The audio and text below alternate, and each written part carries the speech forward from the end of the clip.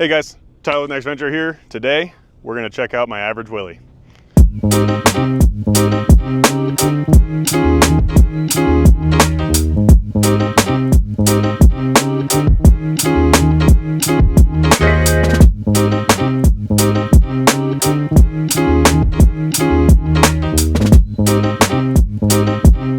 So this is actually the first ever JL complete stretch kit that Next Venture created. Full corner armor with an actual custom fender and inner fender to actually match stretching the axle back. There's no real body work needed. Normally they get stretched right there. Now we're just doing a body cut and an actual suspension push. Rock Collar Suspensions provided the 3-link for it, and it's been phenomenal. A couple parts about this is technically this stretch is still 50 state legal because we kept the factory evap and all that kind of stuff is still in place. The only thing we really do change is obviously we cut the fuel door out of the other side, so we have to do a little bit of tricky stuff, and we'll see that when we get to that side. So the original gas door used to be right here, but you cut that giant chunk out of it. So what we did is we just put it on a hinge. Would you look at that? Yeah, well, would you look at that? Yeah, there's a few more blemishes on the car. Oh my gosh, just look at it. The car is not perfect. Just look. And turn the neck a little bit and good to go. So this being a prototype, the next ones, the actual productions are much better, but I haven't had any kind of problems. We put it up straight up and down on middle monkey. No fuel comes out, evap, everything works. So the newest thing that we actually did to this is the new Apex Designs high mount, the builder kit of Hydro Assist on this. With all the Steer Smart steering that I have, it works phenomenally. Out here in the dunes, didn't notice anything lagging. On the rocks, locked, it works beautifully. If we haven't had it and we've been on 40s for a while, do Hydro Assist. But this kit it's been awesome so far. Really easy to install, great instructions.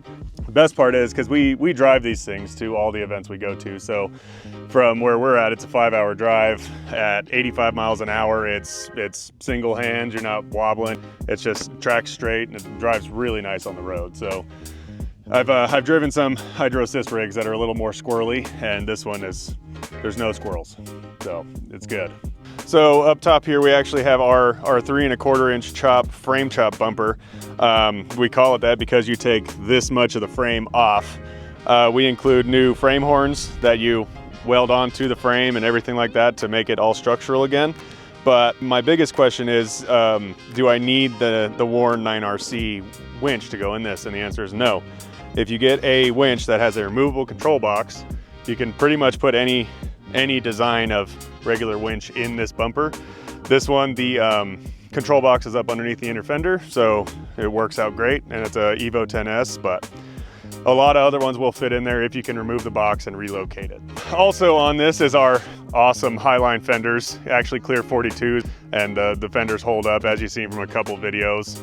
Some people like to roll on top of them, and they held up pretty well for an aluminum fender, so we're pretty proud of that. So the biggest question I get is this actual light. The light is included with the fender itself. We wire them to the factory plug. So when you take your factory one off, you just unplug it, route the wire up from there, plug it in, good to go. What we use is a Taser Mini, go in there, because sometimes these will hyper flash. They work, but they hyper flash and it shows the lights are out. You just have to trick the computer into thinking that it has the factory light still.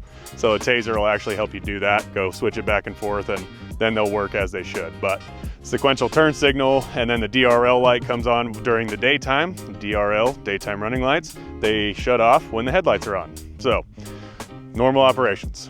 So when we did the stretch kit, we also wanted to incorporate or have available an actual rear frame chop bumper. So this is what we did, because our original bumpers, you know, come all the way out to here, which is not going to happen now with 40s and with the stretch. So we came up with the actual frame chop rear bumper. It's available in steel and aluminum. And what we do is we'll send a steel template that you bolt up. You just cut off with a part of the steel template that shows you where to cut. And then nut sticks into the frame, bolted into the sides, and bolted onto the bottom. These little end caps are just caps so you can cover up the bolts, and if you ever need to take them off, you just take the end caps off and good to go. All right, thanks for checking out my wheelie with me. Make sure if you see me on the trail, come talk to us, come see us wherever you find us, and happy wheeling.